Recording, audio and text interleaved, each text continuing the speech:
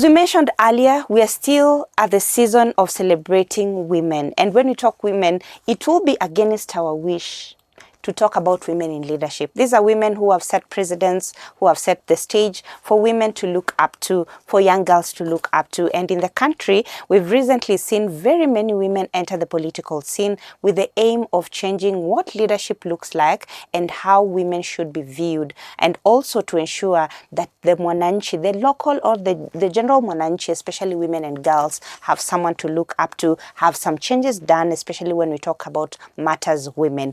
This is Life 360. My name is Robbie Omondi, and today we are hosting a very, very interesting guest, someone I've been very patiently waiting to host and talk to. When she speaks with authority, with passion, with clarity, and definitely understands what she's talking about. We're talking about matters women in leadership. And basically today we want to understand, when you talk about roles of women, there's one particular seat of women representative which we'll talk a little bit about, but when you talk about women leadership, this is someone who has talked about the 2/3 gender rule in Kenya for a long time, and it will be a dishonor for me to introduce her. So allow me to let her introduce herself. Ruth Ambogo. Yes. Karibu sana. Asante. Uko kwa Life 360. Yes. Here we talk about matters, everything women, yes. everything, good things about women. Please, to our viewers who don't know you, introduce yourself. My name is Ruth Ambogo. I'm a lawyer. I'm a political strategist and an analyst. And I'm also the founder of Carry Africa, which is Center for Advocacy and Awareness on the Rights of Youth in Africa. It's an organization that champions for the rights of young people and women and young girls. So basically what we do is that we run projects and initiatives. We run awareness campaigns. We run advocacy campaigns. We've done a lot of sanitary towel distributions. We've worked with the rescue centers for girls. We've worked with women groups through empowerment programs for women groups. We've done a lot with young people, in short. And it's an organization that I'm very proud of, very young organization. And I foresee that we are going to do much more, especially around this election season that is coming up. We are going to do a lot more with young women and women who are vying for elective seats. Because the thing about women who are vying for elective seats is that you find that one of the biggest challenges they face is that many of them have not been capacity built. They don't know how to campaign. They don't know where to start, how to raise finances, how to use those finances properly, how to mobilize. They don't know how to do all these things because they're getting into politics for the first time, unlike men who many of them have been in politics for some time. So my organization around this election season shall be focusing on training women aspirants, young and older women aspirants, to get the knowledge and know-how of how to do these things, because that's what we are all about, advocacy and awareness. It's true and right how you've put it, because when we look at how even women leaders campaign, we are assumed to be emotional beings as human beings. And when you're in the political scene, I understand you have to put emotions a little bit on the side and deal with with the right state of mind. And despite all of this, we've seen women who have come up and spoken into power with so much clarity and not put the emotional bit into it. And one thing I like about what your organization does basically is taking care of the needs of a woman, regardless of the state they are in, regardless of where they are in the country, kama ni mashinani or in the urban setups. I'm sure we will be very, very eager to come along and see some of the work that you do. I can't wait. Because actually, most of our content we do is on women and health. So we'll be very curious to see how, maternal health, sanitary, sanitation, towels and all that. We'll come to that. I can't wait. But for today, let me start it like this. At one point, you vied for the seat of the woman representative. Yes, I did. Tell us about that, because this is a seat that is specifically set aside for women. A man cannot vie to be a woman representative, Tell us about that. So I vied in 2022 for the seat of woman representative Vihiga County. I did not make it to the ballot. I must be very clear about that. And there are reasons, very strong reasons, why I did not make it to the ballot. And one of those reasons is those emotional reasons that you just brought up initially before we started. And it was an interesting run, I will tell you. I was very young. I think I was 26 or 27. I must have been 26 or 27. So the interesting bit about it was that, number one, I was a young woman. Number two, I was, you're young, you're beautiful, you have a lot of energy. Yes. So at first people were not understanding who is this person. And why are you doing this? And why am I doing this? Yeah. And first of all, remember I'm vying in Vihiga, a very conservative county. Yes. So one of the things that happened is the initial reaction of the citizens was, the voters in Vihiga was, who is this girl? Yeah. And who does she think she is? To even stand To in front even of stand men. in front, first of all, it's not men. Remember, it's fellow women, because it's women representative. But who do you think you are? Which family do you come from? Yeah, where is your husband? There were so many questions. Yeah. And the beautiful thing about Vihiga, which I liked, was that the diversity of the women aspirants was far and wide. Okay. We had women who are single, we had women who are divorced, we had women who are widows, Mothers. we had mothers who are not mothers at all. Yes. So some of these questions we were able to avoid them, because if Okay. you ask me, where is my husband, I'll also ask the other opponent, Where where's is your your- husband? yes. You know, Yeah. if you ask me, where do you come from, I'll also ask you, where do you come from? So I liked the fact that the aspirants were diverse and they had their own weaknesses. So some of these weaknesses were not a major issue, but the Yeah. issue for me was they were wondering, this young girl, first of all, you are too young, Yeah. you are inexperienced, until they realized, first of all, at that age, I had already worked for Mama Ida Odinga as her personal aid. Yeah. I had worked for Esther Passaris as her legal research assistant, after having been her chief campaigner Okay. in 2017. So I know how to campaign. I had campaigned in the Motungu by-elections in 2021. Yeah. I had campaigned in ODM. I had worked for Uhuru Kenyatta as a political strategist. I had worked in the political space. Yeah. I had campaigned in the political arena. Yeah. I was a student leader. So now these things started coming out one by one. And I would say these are the things that actually gave me an edge above my the competitors. others, yeah. I only campaigned for 5 months. But within those 5 months, Yeah.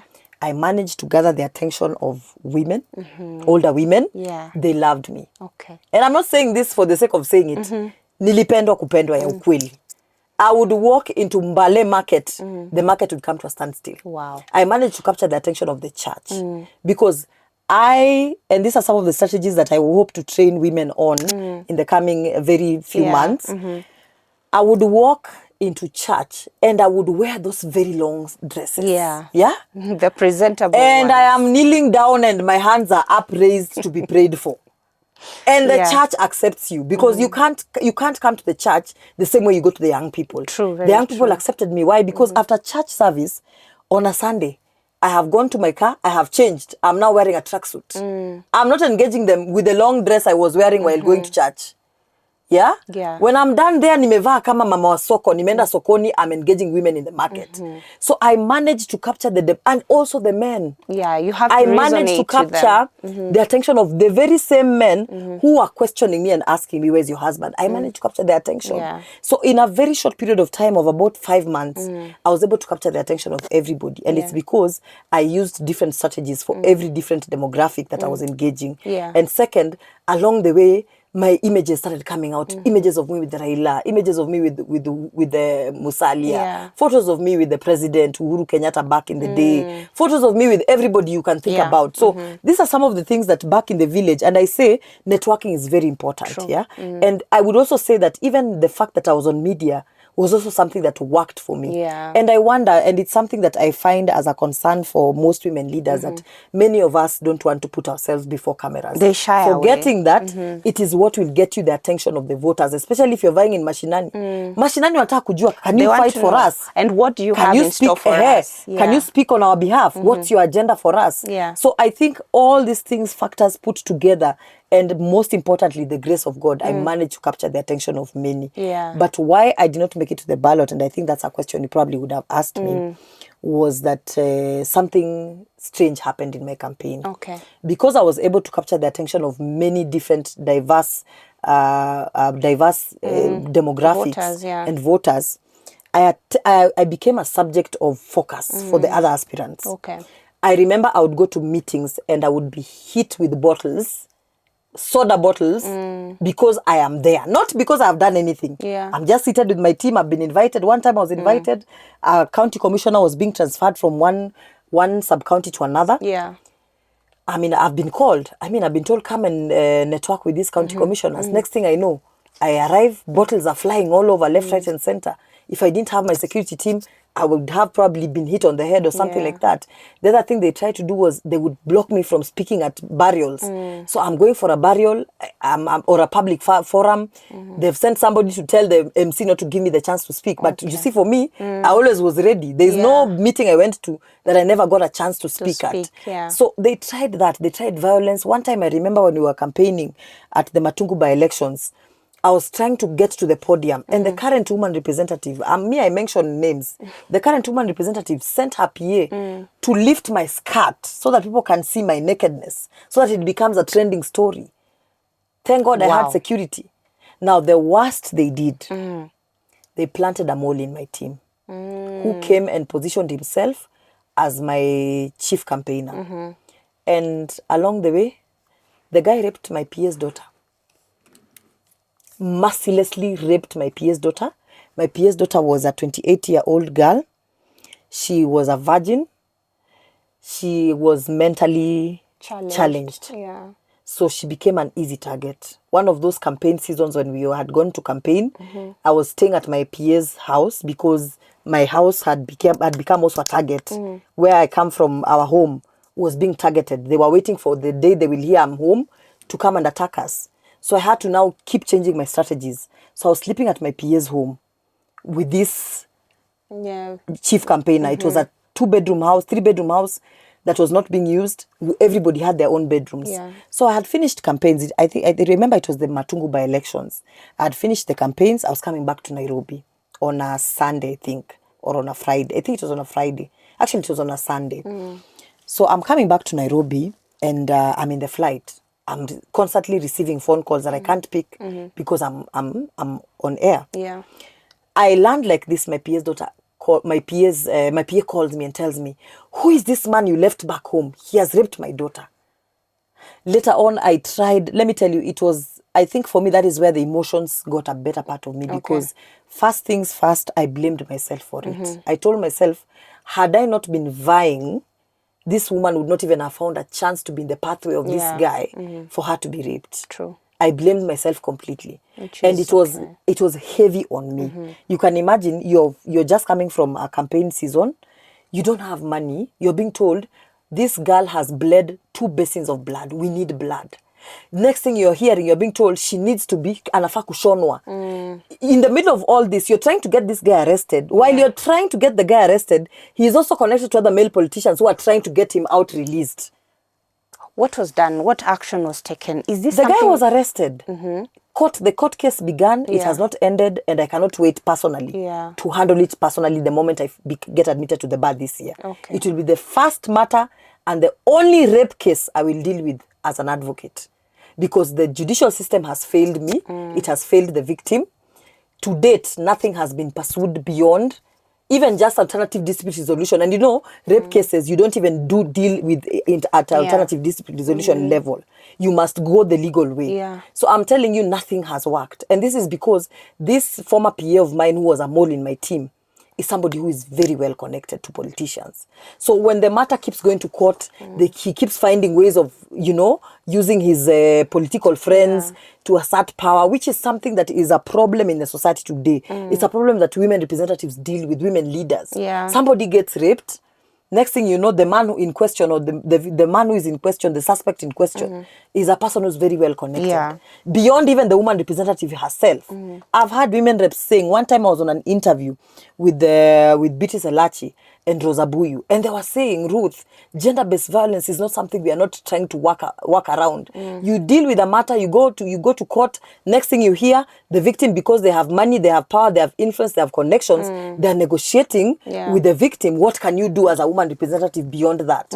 And you know, it's funny that you say that because, again, we are speaking about people in power. Yes. The same things happen to people who are not in power. And they have nothing to do. Exactly. And when we talk about around the political season and even talking about during election seasons, very many women get raped. Even aspirants. I was talking to a lady who was telling me she has never healed from the time she was assaulted in 2017 during the election period and the post-election violence. To date, she still carries the scars and the trauma up to now. And we are heading to that season again, and to some extent, it brings back those emotions, even Yeah. for you, when Yeah. you're going into this political Oh, season. trust me. I believe, again, those trauma, that particular trauma comes back. It comes back, And yes. now, when you talk about now women leadership, are these some of the things that you aspire to look out for? And in that political seat that you are vying for as a woman representative, what is the role of this particular person as a woman representative? What is their role? And what would you say were the reasons why you are vying for that seat? First, I will say the trauma bit is very real. Yeah. Do you know, and I don't mind admitting, Yeah. to some extent, I hated my own people.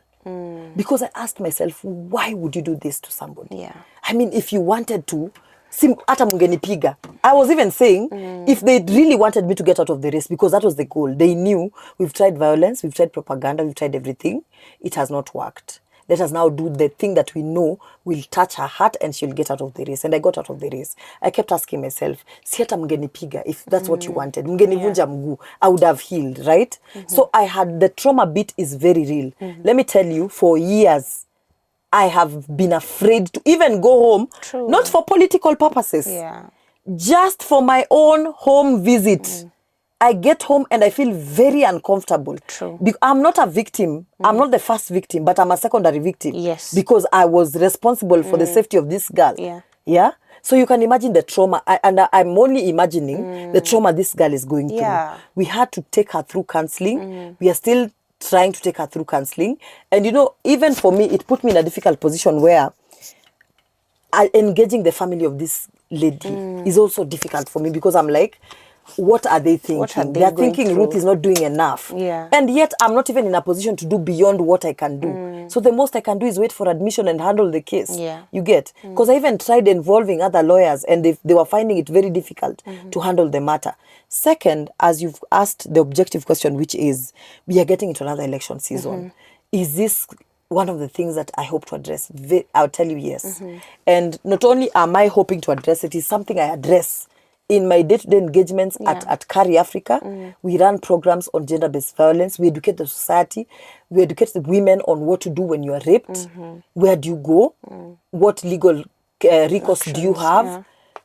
How do you preserve the evidence? And also the men, we involve them in the conversation of why would you do this? Yeah. Because many times when a woman is raped, it's not a fellow woman raping a woman. It's a man raping the woman. And it's not just rape, it's also assault. Physical violence meted against women. No wonder you ask yourselves why women are not involving themselves in politics. Not just as people to be campaigned for and voted for in, but even just actors in general in politics.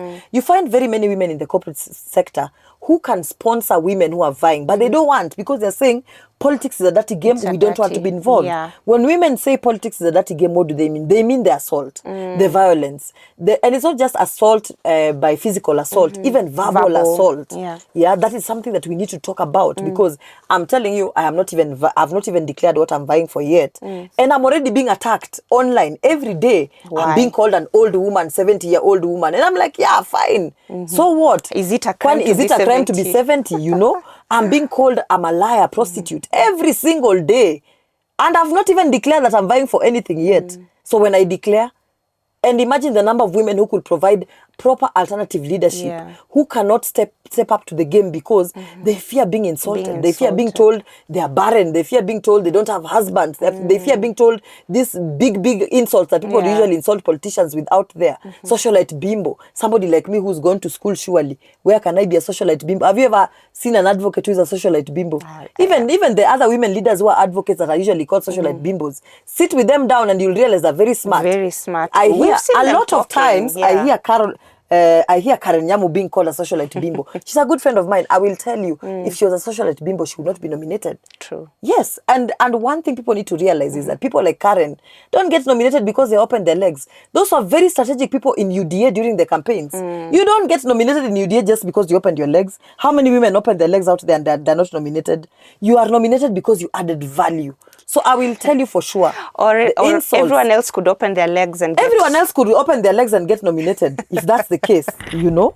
And by the way, these are some of the conversations real conversations we need to have. I usually say, even sometimes I see people attacking Esther Passaris, saying how dumb she is. sit down with Esther Passaris for 10 minutes. Your mind will be left boggling.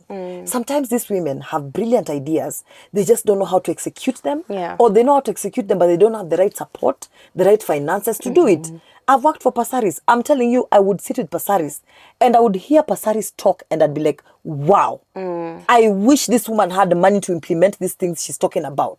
Sometimes they're limited by resources. Sometimes they're limited with the power trappings. Sometimes they're limited with the political parties they belong to. Yeah. So many things limit a woman's ability to perform that are not the same with what men are facing. Yeah. For that reason, then, what are the roles, for example, of a woman representative? Legally speaking, what are they bound to do? Constitutionally speaking, a woman representative, number one, does everything that male leaders do, which is number one, legislation. Legislation meaning coming up with bills, passing propositions in parliament that are meant to, policy bills that are meant to transform how things are done in the community. Number two, oversight. Oversighting national entities, oversighting the executive, oversighting bodies, oversighting governors, oversighting. So that's why you see committees are formed where women leaders sit and they actually interrogate the people who need to be interrogated, whether it is governors, whether it is CSs.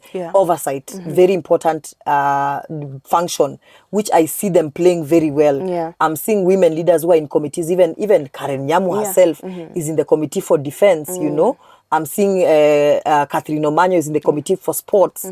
She's the chair lady of that committee. So whenever there's an issue in the sports department that the CS needs to be interrogated on, she's the one who will lead that particular duty. The other duty that women leaders have, which might not be very well stipulated in the Constitution, is advocacy. Advocacy on the issues of women, marginalized, the young people, young girls, persons with disabilities, and the elderly. That is why the position for women representative was created. It was created so that the vulnerable in the society, which are young people, the elderly, persons with disability, you know, young girls can find a voice. And we are not saying that men could not do it. We are just saying they were not doing it. They were not doing it. Or to the extent in which a woman can because she understands. Because she understands, because she knows what it feels like to be in that particular, in those particular foots, in the particular shoes of these people. With NGAF as a bucket of a financial, you know, department in the woman representative seat, how much money is put into that particular basket and how is it utilized to ensure now these issues that we're talking about are taken care of? NGAF depends on the number of constituencies you have in your county. So you're allocated NGAF based on the number of constituencies. And if I'm not wrong, it's around 5 million per constituency, which is very little money. With 5 million shillings, you can't even build a rescue center for girls in a constituency. You know, so you need backup money. So I would say the reason why many people think women reps are not working is the limited finances they have. If women leaders were given CDF, the amount of money like CDF is allocated, we would be very far. Because you find like somebody like Esther Passaris who has 17 constituencies is given very little money to manage these 17 constituencies and yet she's expected to work.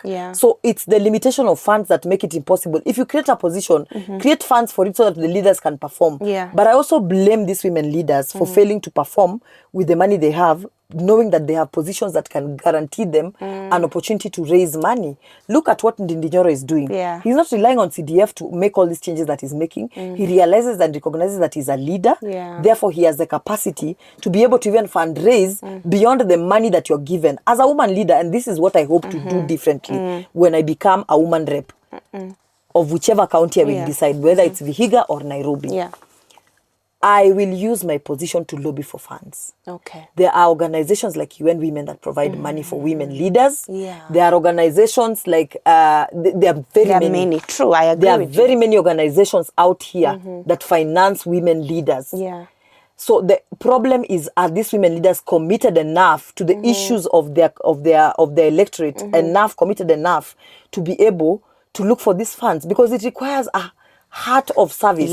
And research, a heart of service, dedication, you know, because Ndindi Nyoro, just like the men are complaining, the male leaders are complaining about Ndindi Nyoro, is the same thing you'll find. And I'll tell you a good example of a woman leader who's doing what I'm talking about. Catherine Omanyo, and she's my mentor, she's now the SG for ODM. Catherine Omanyo goes above and beyond the money she's allocated for NGAF to raise money. She's built hospitals. She's building she's building football pitches. She's building centers for girls with money that is beyond the money NGAF has given her. So these other 46 women leaders should ask themselves, what are they doing with their money? And I also see another one, Gladys Cholet is doing the same thing. Oh, yes. Gladys Cholet is looking for money beyond what she has with NGAF and doing projects. You see her doing sports tournaments. You see her doing, she's opening programs for women. So I ask myself, the other 45 women leaders, what are they doing with the money they have? And maybe it's because maybe I might be limited in my understanding of what these women reps are doing because I don't have all the data. But I'll talk about those that I know, those that can be seen doing what they're doing. Catherine, receive your flowers. Receive your flowers. Both Cholet, receive your flowers. Pasaris, receive and your flowers. And we hope to speak to them because I hope we want to know what do they do so that we can also borrow a leaf. And other women leaders can borrow a leaf. Even us from our small capacity, we can borrow a leaf. And not just borrowing a leaf, so that you can be informed of what exactly they're doing. I have a problem with women leaders working and not talking about it. You see how Ndindinyoro talks about his program for educating kids. And yet women leaders are doing even more. And they're quiet. So people should talk about what you're doing. Otherwise, you'll work and you'll go home because people will think you're not doing any work. You must communicate what you're doing.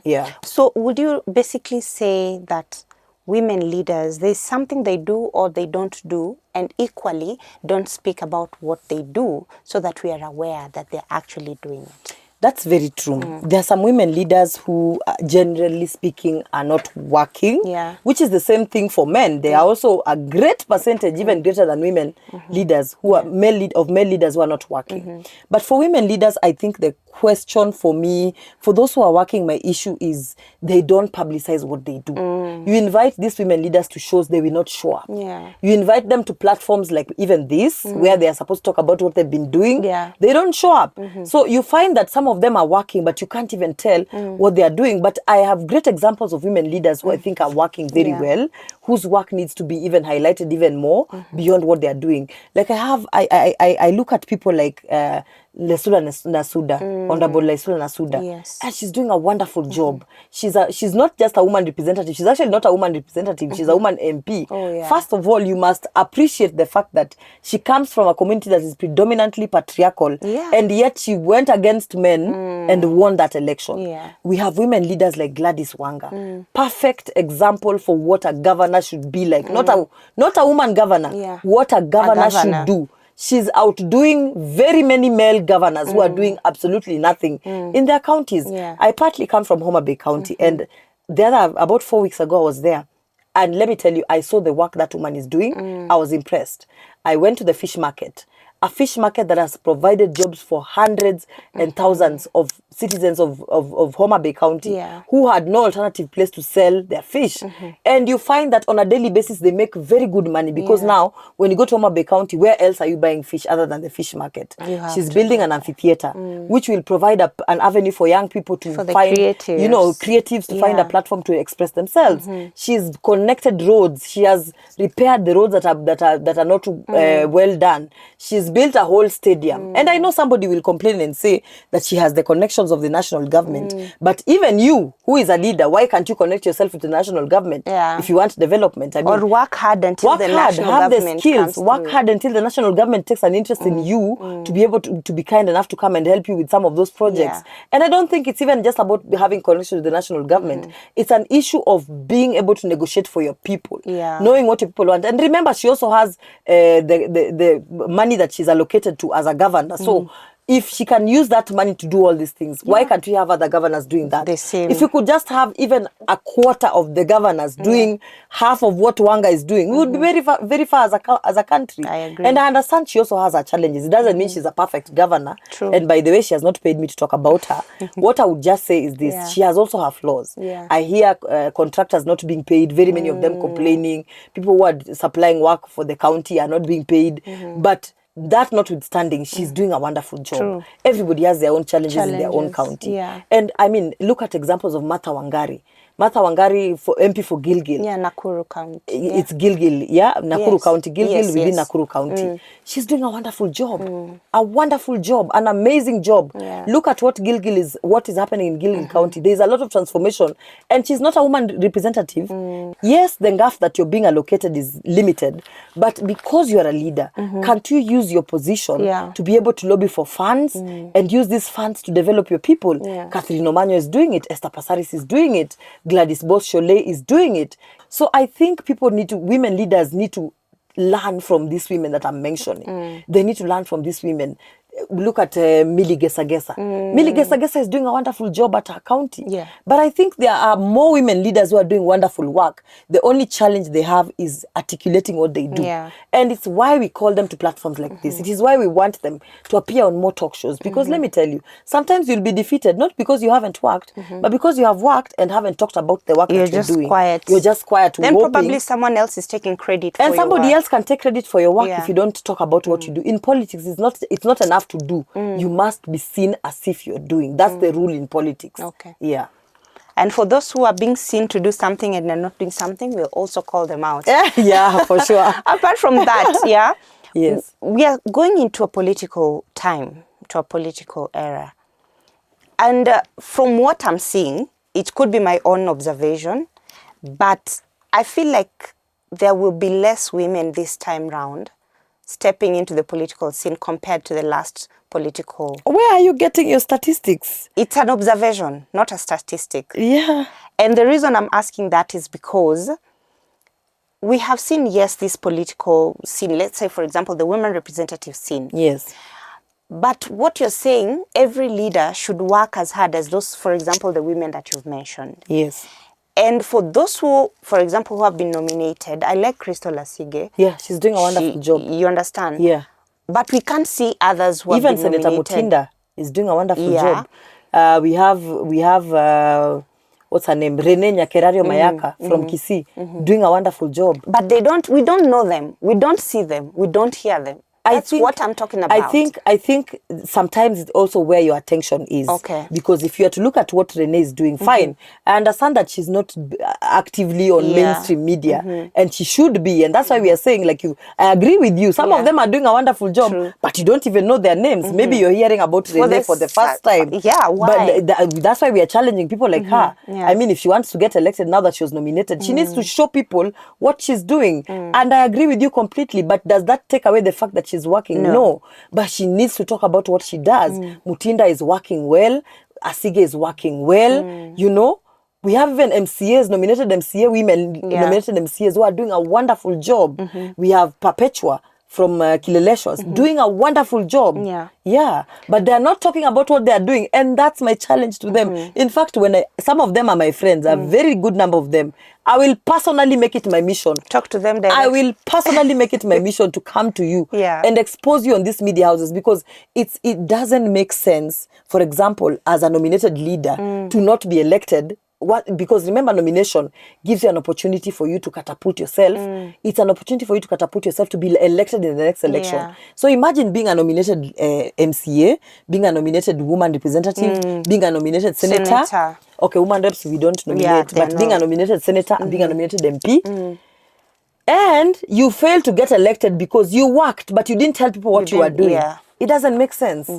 It beats the purpose of nomination. All right. And you make so much noise when you're trying to secure the votes, and you keep quiet after that. Why? It's not good. Everybody should be like Gloria Oroba. Yeah. She was nominated and she continued making noise even after nomination. Yeah, I know. Yeah. And you've seen that, and it's good that you've mentioned Gloria, because I want us to talk about now generally the women leaders that we have and what they need to do and what they haven't done. Let's talk about issues that are affecting women. We can mention several. We have female genital mutilation, which is FGM, which is being practiced in more than 20 counties in Kenya. Almost half the number of counties in this country practice FGM. There are counties that we still have women having to walk long distances to go and get maternal, medical attention, maternal health, even giving birth a pregnant woman having to walk miles to go and give birth, or having to give birth at home with all the risks involved. Or getting to the hospital and cannot afford to pay. To pay, yes. Yeah. We and have ending up girls, dying. and Forget about giving birth at home, dying in the process. Dying and even losing their children. Yeah. We have young girls who still think a packet of sanitary towel is bread. Somewhere in this country. We have girls who don't go to school. We have like a lot of issues that are affecting women. Yes. And all these women that we are saying are there, women leaders. We can mention more than 50 women leaders in this country. What are they doing to fill these gaps that we're talking about? I will be very honest with you. Few challenges that we've mentioned. I will be very honest with you. The first issue I take with all the women leaders was when Linda Mama was being taken away. The silence. That is silence. That is something. Linda Mama, in as much as it was a project under the first wife of the former president, this current first wife should have taken it up and continued with it, because the number of women who gave birth successfully, the number of maternal mortality rates that were reduced because there was Linda Mama we cannot even compare. I even have chills, like even imagining that we're quiet about it. Let me tell you, I was very disappointed. And it's a question of women leaders being elected and then picking sides. You cannot pick sides when it comes to issues women. Let me tell you, when men are fighting for their rights, you will never hear a UDM male leader and an ODM male leader saying, we are in ODM, we don't want the money. Give it to the UDA people. No. Where money is involved, men unite. So women leaders must also unite where women issues are involved. Regardless of where you come from. I like that. By now, I wonder why we do not have sanitary towels being provided at no cost to girls, and yet condoms are being provided at zero cost. Everywhere. I don't know why. And it's a question of and by then not just being provided because they are being imported, but being made locally. I don't understand why. And that's why this new crop of women leaders who are coming up, like myself, like women like Sheila Olang from Migori County, women who are progressive need to be elected. Why? Because when we have progressive women leaders, they know and they understand that it doesn't matter which political divide you come from. It doesn't matter that Ruth Ambogo comes from DAP party and Sheila Olang comes from ODM party. When it comes to the question of sanitary towel, we will unite. And sometimes it takes just a brave one woman leader to come up and say, I will take one for the team. We saw Gloria Robert taking one for the team. She really on issues of sexual harassment within Bunge and issues of employment. She took one for the team. And we will never forget. We will never forget. And if she asks for our vote, we will vote for her. Why not? We will vote for her because she took a stance and she took one for the team. It will take some women leaders to say, by the way, you know what? On the question of sexual harassment, let me be disbarred from Bunge. I'm ready. I'm ready. On the question of women not giving birth, let the president give directions for me to be fired from my position. But I will not remain standing. Let my party expel me from the party. But guess what? I will not relent on women issues. And it also worries me so much when women leaders who take one for the team are not supported by their fellow women leaders. Gloria Roba saw it rough. She had women leaders who could come up and say, we are all resigning. If Gloria is going, let's all go. But because everybody is protecting their jobs, everybody's loyal to their party leader and their interests, Gloria had to go. And I asked myself, if we could unite, because she was fighting for the right cause. In parliament, it is true, women leaders are being sexually used as sexual objects. It is true. But why can't they stand against it? It is true. It is true. Let's talk about these things. Me, I say, call it as it is. Stop red taping these things. It is true. It is true. Some of them are told to go for this trip, offer this. And they offer it because they want money from the trip. And to continue sitting like flower girls. Yes, it is true. We must talk about it. The problem with our society again as well is things are happening, but because we want to look good, you know, not to rub shoulders because we are media houses, we are protecting our integrity and our standing with the powers that be. We'll not talk about it. Let's talk about it. Let us talk about it.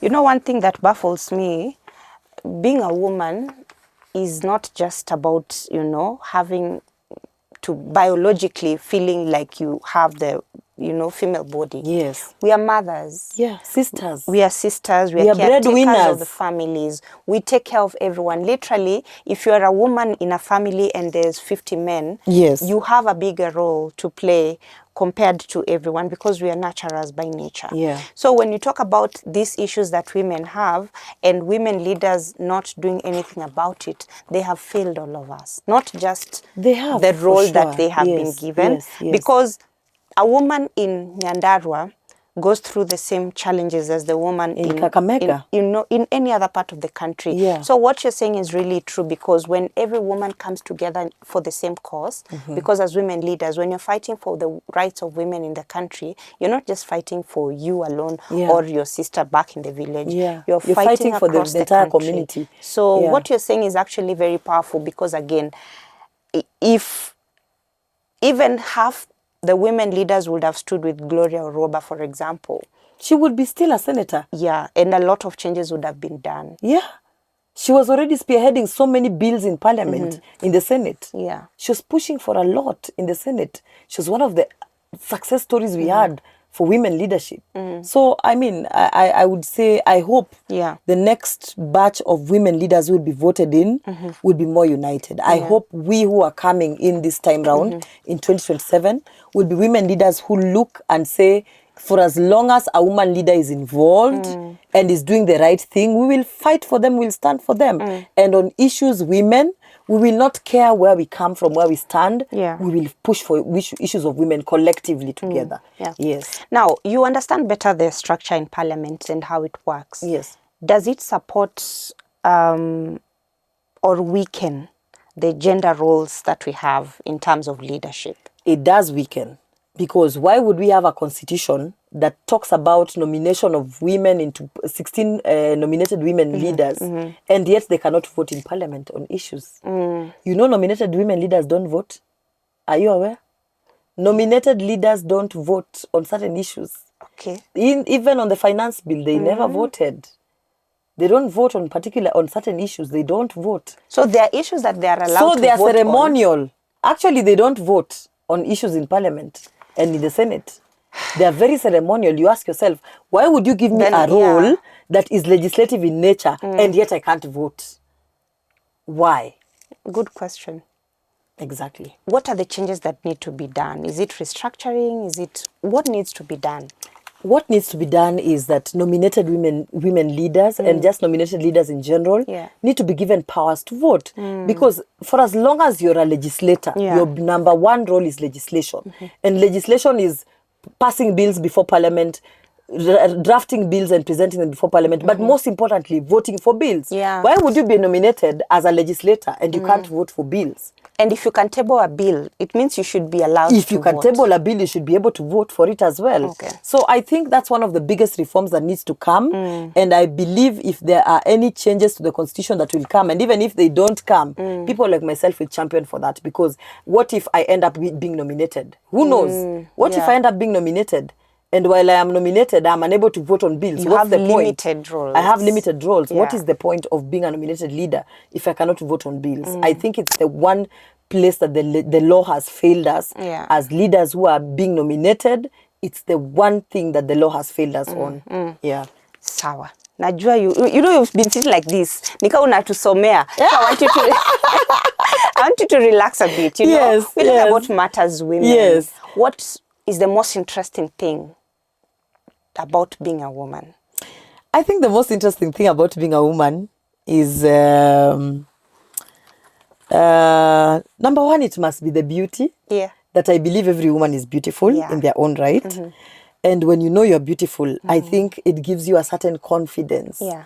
in life that people don't generally have. If you know you're beautiful, because the problem also is that there are very many women out here who are very beautiful, but they don't know they're beautiful. Yeah. So as a result, the self-esteem is down. Yeah. And it's not just confidence for the ability to move around and get things done because you're beautiful. No, it's a confidence for I am capable. Yeah. I am capable because I am a woman, because I am beautiful.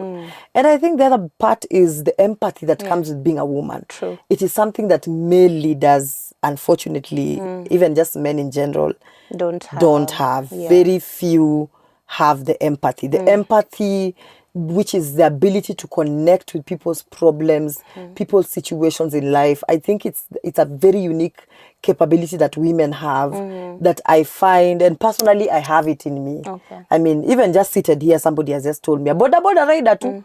Delivery, just did delivery for me once, has just told me, my account has been suspended, I need 500 bob. Yeah. I feel it. I know what it means to lack that account for a day, And at least they're not begging you They're not begging you for money. They want to be able to work. Again, just this morning while I was coming here, some young man I assisted, he's a HIV and AIDS champion. I assisted him with some just basic fare to get to work, to get to an interview.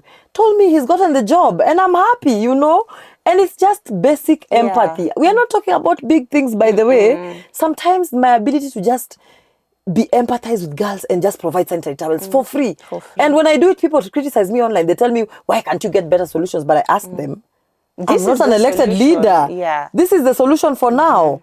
I mean, so should girls continue menstruating without pads because we are waiting for a better solution?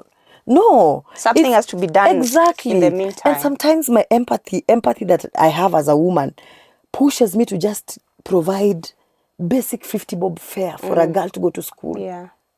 And it's something that sometimes when you tell a man, I need 50 bob to buy pads or 30 bob to go to school, they will not understand. Yeah. So for me, I think it's just that beauty that gives you the confidence to move around, and the fact that you can empathize with people's problems. And that's why, I mean, when you said I need to relax, women issues, you can't relax. They are heavy. Very true. They are heavy. You cannot relax. And I think sometimes it's also the passion. Yeah. Those three things. For me, it's beauty, it is empathy, it is passion. Yeah. The fact that when a woman sets their hands to anything. My grandmother was not a political leader, but the passion with which she was providing education to the community, she made sure kids went to school. Yeah. My grandmother, my late grandmother, Dorika Vodoshi, let me tell you something about that woman. There she here, you have a child in the house And who is not going to school. Problems. She would even beat you up if she could, but she made sure kids went to school. So many people in my community were educated because of my grandmother. Either because she advocated for you to be taken to school directly at the school level or with your parents. Yeah. So many kids went to school because she was very passionate about people going to school. So passion, empathy, and beauty. Those are the three things that I stand really out for like me. that. And our director is saying time is not on our side, but I want us to leave a message for Women's Day to the girls, to the women who look up to us or look up to you as a leader, and for you as a leader also to other leaders and to the general public. A word for Women's Day. International Women's Day is about celebrating the beauty we hold as women, the passion we have for the things we are passionate about, the confidence we have, the empathy that we have. It's about celebrating your entire womanhood. So for me, what I would tell women, and in general, women who have attained the age of 18 and above, join political parties. Join political parties.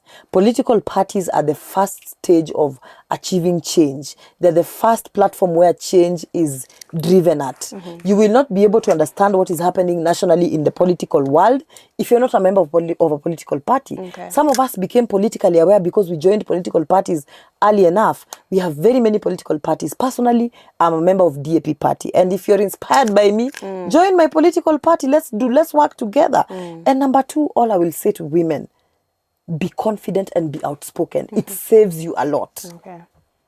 Be confident and be outspoken. It saves you a lot. There are so many things you will escape simply because you're outspoken and because you're confident. Somebody will want to take advantage of you, but they will sit down and think twice and say, this one, huyu ni mambo mbaya. Anajijua. The number of times people have wanted to even take advantage of me in the business world. And I don't mean sexually. Somebody wants to take advantage of you financially. But they realize, Ruth nikimgonga atanianika. Vizuri sana. Atanianika. And I think even some sexual harassment situations that I have avoided is because I'm confident and I am outspoken. You don't know what I will do next. So, and I'm also not blaming the victims, because what I would say is women are unique in their own style. There are those who are soft-spoken. You cannot push them to be outspoken. They are soft-spoken by nature. fight for your rights. If something ever happens to you against your will, talk about it. Reach out to us. We will be there to support you. Yeah. We will be there to push for your interests. We will be there to make sure your justice is done for you. Yeah. So you are not helpless. You are not not alone. optionless. You are not alone. That's all I will say. Ruth, Yes. thank you. Thank you so much for coming to our platform. Yes. Definitely the conversation is not done. It's not done. We're just limited by time. I know, right? But we'll We have needed you 2 again. hours. We will have you again. Trust me. And we will want to come and see what you do at Curry. Yes. Because that is something else, totally different. Yes. Totally out of politics. Yeah. And we want to see that. We want other women to be encouraged and to know that they're not alone, just as you said it. Yeah. That is one way that you give back to the community, Yes. without even waiting for a political seat. Yeah. So thank you for what you do at Curry. Asante. Thank you for what you do at DAP. Thank you for what Asante. you do in the community at large. Asante sana. And to all the women who are watching us, to the community at large, even to boys, you know, there's some men who listen and they're encouraged. Yes. And even their mindset change a little bit because now they understand what it is to be in the shoes of a woman. Yeah. They may not grasp it completely, but having that idea, because they're fathers to daughters, their husbands, their brothers. Yeah. So thank you for all of the men who listen to us and, you know, you even hold our hands in different ways. To the women, happy International Women's Day. I think we'll have this conversation across the month so that we just dedicate our time to understanding what our women leaders are doing, to understand how we can better support our women leaders. And definitely, women are the more voters, women and youth are the, you know, more voters compared to the others, and we want to come out and support women leaders, ensure that when we are voting for them, they also understand what we want in return. This is Life 360, conversations around women in leadership. This is not the end, this is just the beginning. It's getting hot and we like it. Until next time, my name is Robbie Omondi. Thank you so much. Asante sana. All right. And I'll be vying. You've not even told us which seat you're vying. Ama tungoje. Mungoje. But DAP is the DAP party. is the party. We'll come and look for you. You better look for me. Perfect. Asante.